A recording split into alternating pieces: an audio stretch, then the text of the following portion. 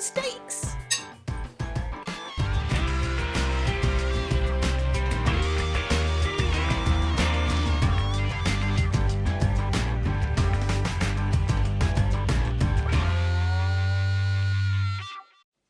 Right, today I'm going to do a painting.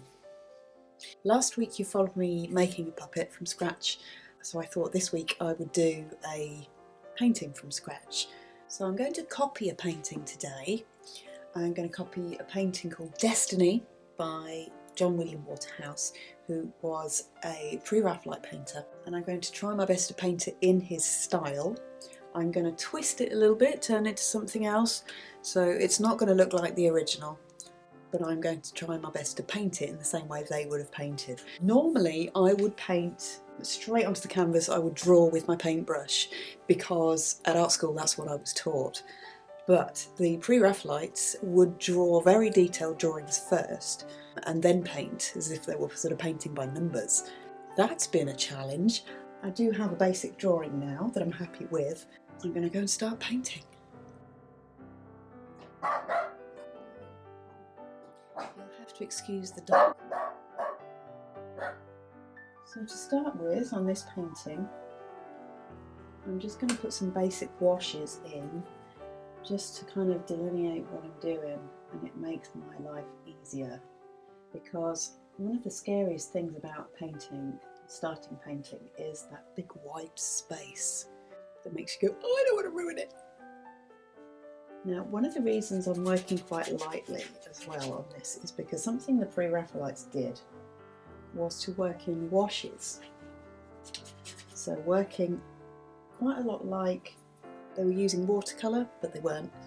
Working with pale washes and building it up like you do with watercolour. I've got another video on watercolour if you're interested, so go and have a look at that. Go and find that on my page. In the original painting of Destiny, her dress is a beautiful rich red colour. Pre-Raphaelites did use bright reds and bright greens quite a lot. I'm going to make her dress blue. I'm going to put a quick wash in for the darker areas on that blue.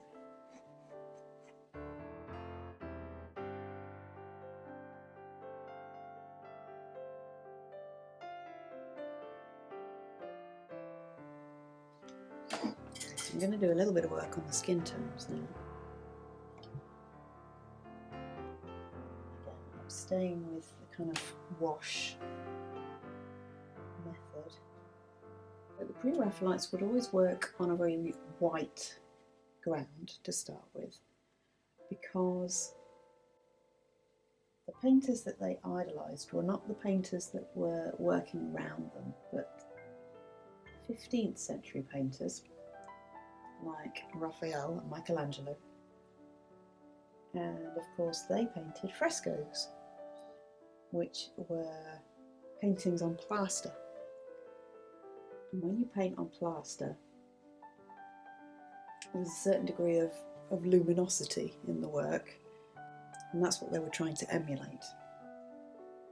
They quite often worked outside, believing that natural light was the best way to paint, which I can't argue with. But I'm not painting outside today because it's snowing. A bit chilly for that.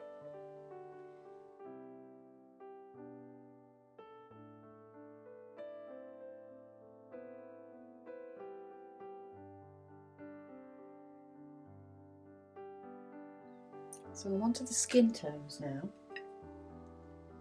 and for the very much darker areas I'm using a blue mixed with the kind of flesh tint pink that I'm using. I never ever use black in a painting unless I have to, because you generally find that when you're using black it kind of kills the painting.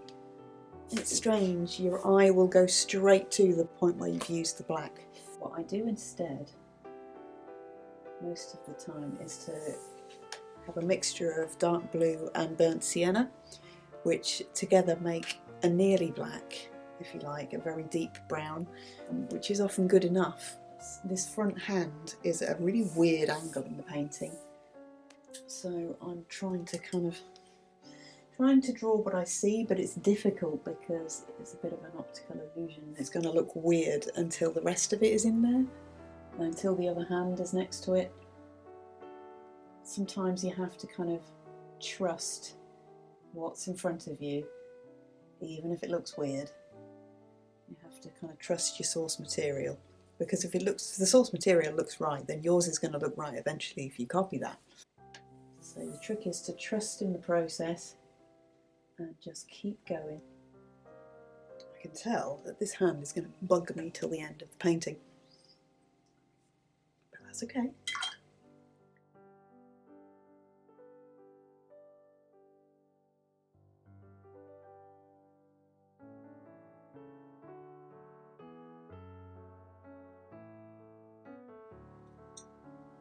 Okay, so now I have some basic wash in over the whole piece. Let me just turn it a moment. The map is getting clearer the more I do. There are a lot of mistakes in there at the moment. I'm well aware of those. What to do when you make a mistake is generally just block it out, wait for it to dry, work over it again.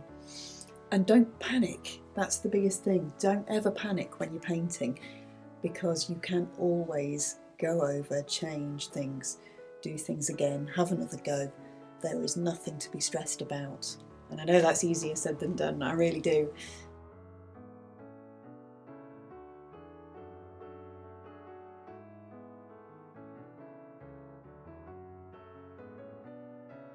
I'm now going to work on the facial features and the hands a bit more. She looks a little bit grumpy at the moment, so I need to do something about that. She looks a little bit brooding supermodel at the minute. That's not right. Yeah, that's my next job. Sort out the face. I've got some basic colours down.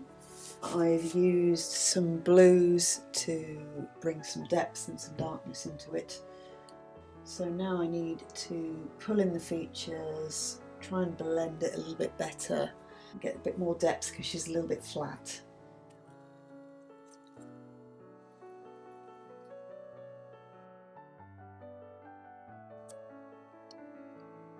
Everything I say on this channel is just the way I do things. It's not necessarily the way you're supposed to do things. There is no supposed to. I've said this before. All I'm doing is showing you what I do and how I get the results that I want.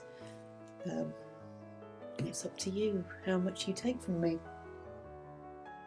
I'm not saying anything about being, gospel correct. Everything I do, you must do. Because that's rubbish. Do what you want. If it works for you, then it works for you. End of. I mean, obviously, if you're at art school and your teacher is telling you to do things a particular way, then I'm not going to disagree with that, because there will be a reason behind that. Whatever they're trying to get you to do will be something useful for you to learn, because you learn the rules and then you break them, but you need to know the rules in order to break them.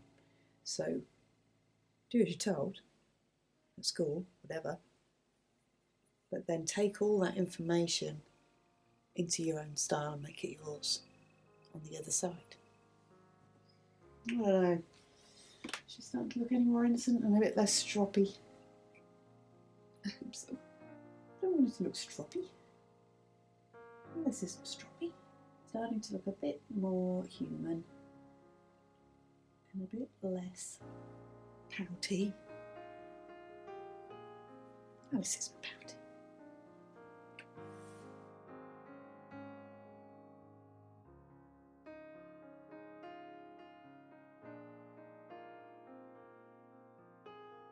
Keep forgetting to not do things in my style, but try and be pre-Raphaelite about it, which my mind keeps slipping. And I think, yeah, that looks right, and then I realise it doesn't look pre-Raphaelite at all. Because I tend to like to see brushstrokes in a painting. That's not the way that they used to do it. She has a blue bowl in the drawing that I didn't want to do a blue bowl because of the blue dress. A bit too much blue. You need to balance these things. I'm going to give her a little white cup.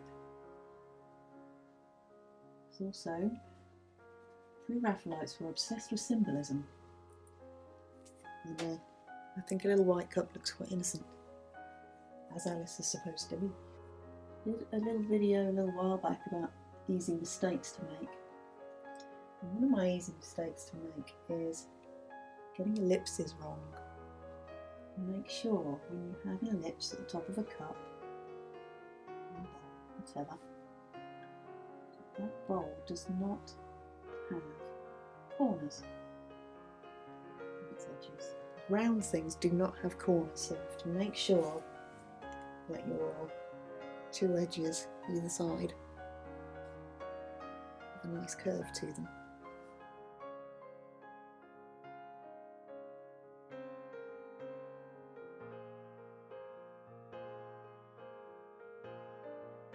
It's getting hard to tell whether the body is right because of the background not being there. I'm not one of these people who does everything, just like starts from the eye and gets it completely right and then moves on and it expands it. I've seen people do that, it's amazing. I don't know how they do it. I need to build up the whole thing all of the time because it helps me see the bigger picture. But now I'm going to get on with these wooden pieces. They're quite vaguely painted, they are background bits, so I don't need to get too much detail in there because we want this figure to come forward with the detail and the background will push back with less detail.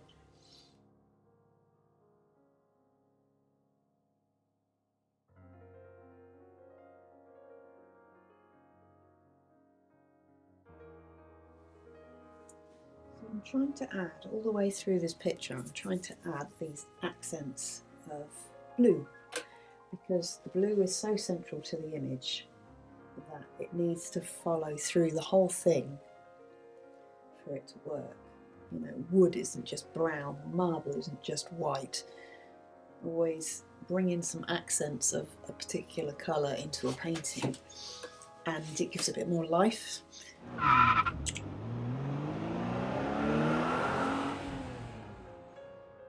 So brown is made of all sorts of different colours. If you mix the primary colours, red, yellow and blue, you'll get brown. Mix blue and orange, mix red and green, mix purple and yellow, you get brown. But they're all very different browns. I'm primarily using a brown that is quite bluey and then adding accents of dark blue to it. It's even darker and it fits with the painting.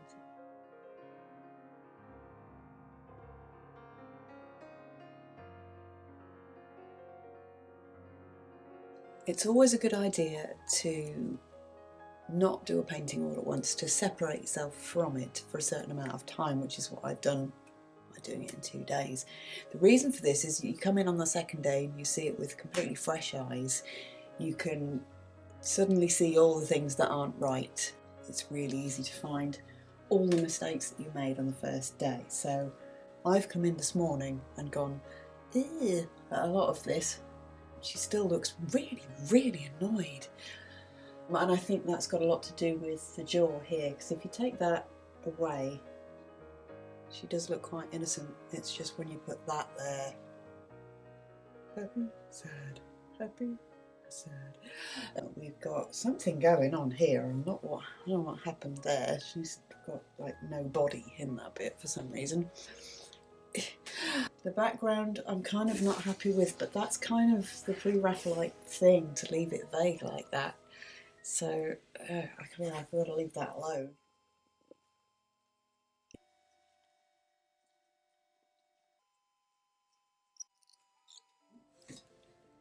I've moved her jaw up a little bit.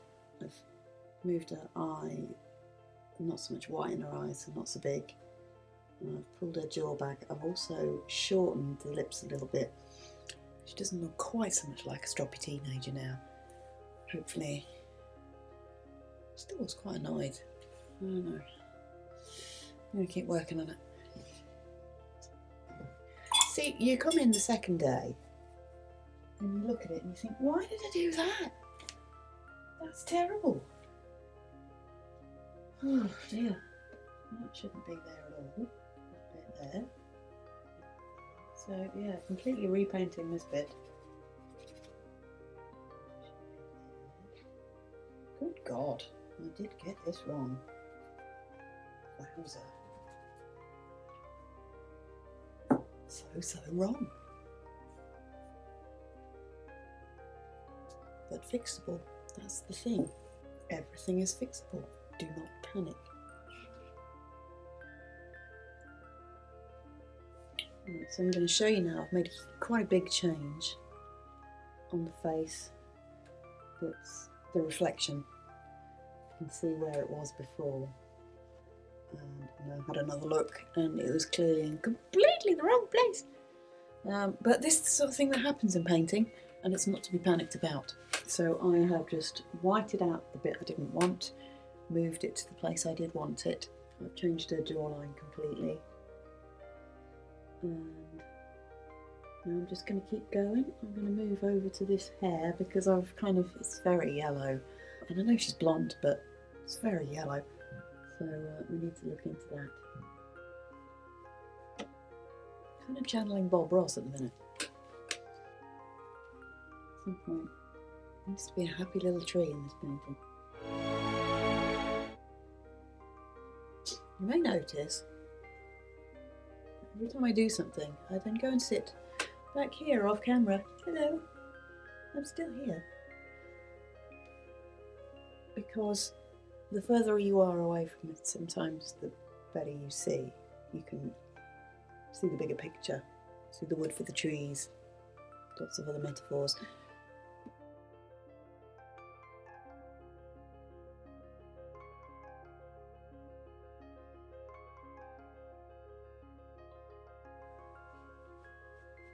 You may or may not be interested to know, as I sit here, in my head, I'm singing Let's Go Fly Kite from Mary Poppins. Not a clue why. But there it is. Little earworm, driving me nuts. I'm left-handed, so I start over here and I work my way across. Whenever I'm drawing or painting, I start with that top right corner and work my way down quite often, because then I won't smudge what I've done. So if you're right-handed, you've got the opposite idea. You start on the top left automatically and move to the right.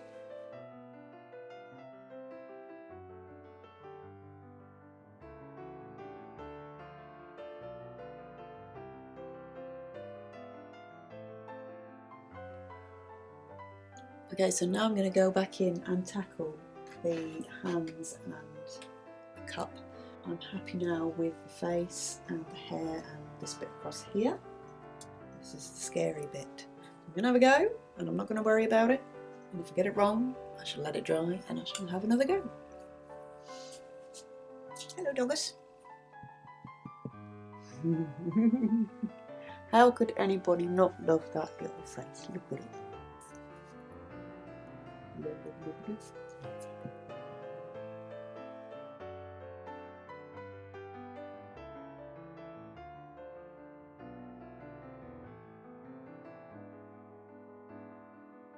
So I've worked into the hands a little bit, and it's all a bit of a funny colour at the moment because I've just been blocking out and making the shapes right for now. But you can see her hands are kind of now the right shape because I've now got what I call my map of where everything should be. I'm going to let that dry and I'm going to think about going back in and emulating what I did with the face, the same way I painted the face, so that it all matches.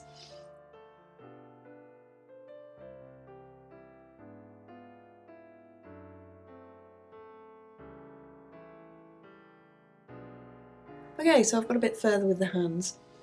They're not done yet, but they've got to another level of completion really. I still think they need to be slightly less flat, but again, I've got to wait for that to dry. I've also been looking at the dress again, So that's starting to come out a bit. I've done the arm and this chest area here.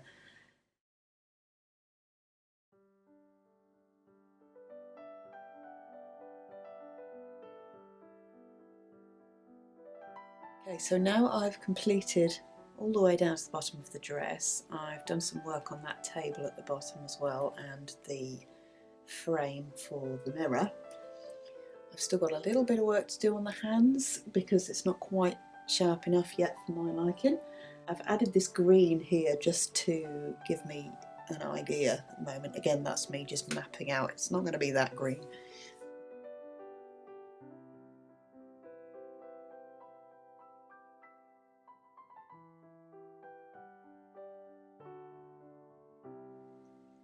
We now need to imply that this space goes off into the background and isn't a flat piece of colour. So the green at this end is going to be a lot paler than the green at that end. I'm going to blend it in so it looks like it's going away from me.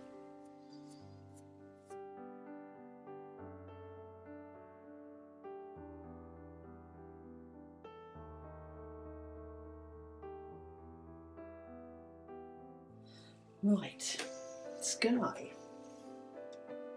This part of the sky, closer to the horizon, needs to be paler than the sky at the top. So it's going the same way, pale to dark, but actually the sky is paler when it's further away and darker when it's closer, whereas the land is darker when it's further away and lighter when it's closer.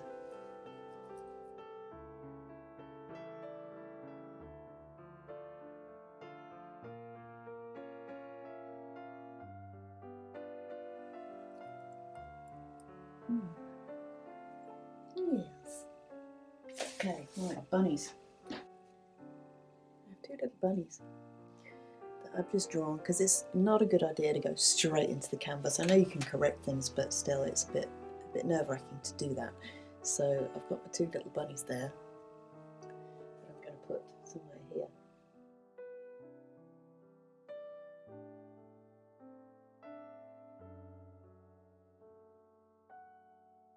Okay, so I'm going to have a key on the table. Draw myself a little key on a table.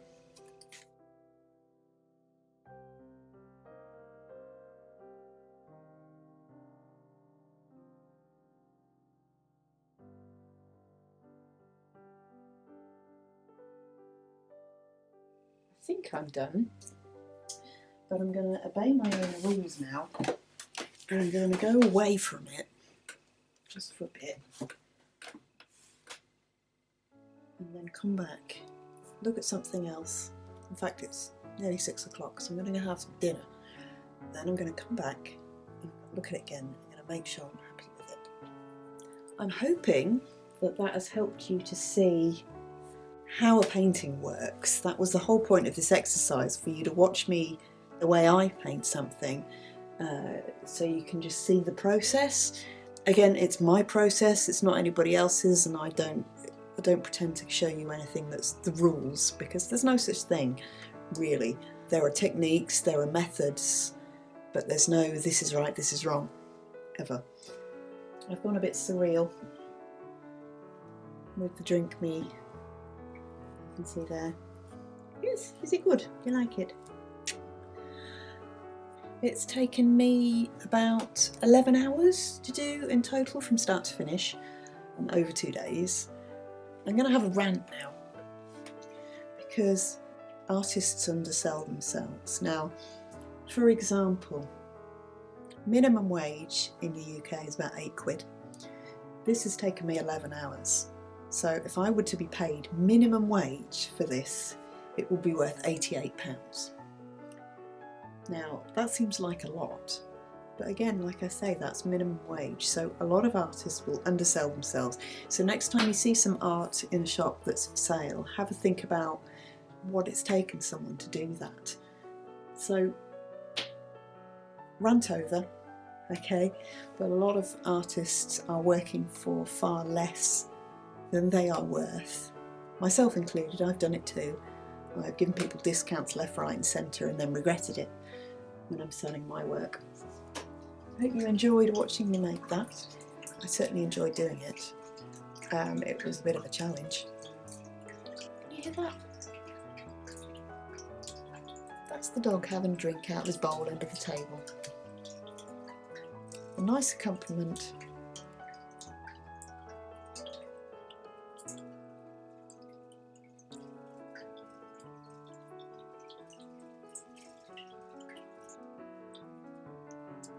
Thank you. Right. Thank you for watching. As always, do subscribe to the channel to get more information. Subscribe to the email list to get lots of art tips. Some special stuff going on there this week with the Artymous tribe, so have a look at that. And I will see you next week. Today I want to talk to you about this. You might remember from a couple of weeks ago before Christmas, I offered this as a Christmas present. Roll of pencils. Very nice roll of pencils. Goes on forever, look. I said I was going to offer this to one of my subscribers, so that subscriber is Clara Sophie. If that's you, well done. You were the first person to subscribe to the channel after I'd made that statement saying that I was going to have a giveaway. Well done you. If you're watching, please send me some information so that I can send this out to you as soon as possible.